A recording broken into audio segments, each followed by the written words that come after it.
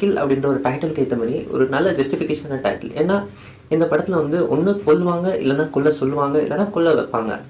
அதுதான் இந்த படத்தோட ஒரு கதையே.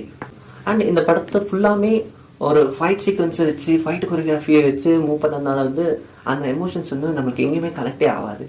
அண்ட் இந்த படத்தோட மெயின் ப்ளஸ் வந்து இந்த ஃபைட்ஸ் வந்து நம்மளுக்கு வந்து போர் அடிக்காது.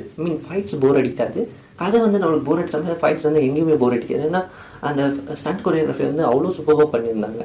அப்படின்ற பேருக்கு ஏற்ற மாதிரி ஒரு ஃபன்னியான ஒரு கேரக்டர் அண்டு கம்மியாக பேசுகிற ஹீரோ இதெல்லாமே சூப்பராக நடிச்சிருந்தாங்க. அண்டு இந்த படத்தோட மெயின் பாசிட்டிவ் அண்ட் நெகட்டிவ் ரெண்டுமே வந்து ஸ்டண்ட்ஸ் அப்படின்னு தான் சொல்லணும். ஃபுல் அண்ட் ஃபுல் ஆக்ஷனை வச்சு மூவ் பண்ணதுனால வந்து ஆடியன்ஸ்க்கு வந்து எங்கேயுமே ட்ராமா ஆகட்டும், அந்த எமோஷன் ஆகட்டும் எங்கேயுமே கனெக்ட் ஆகல.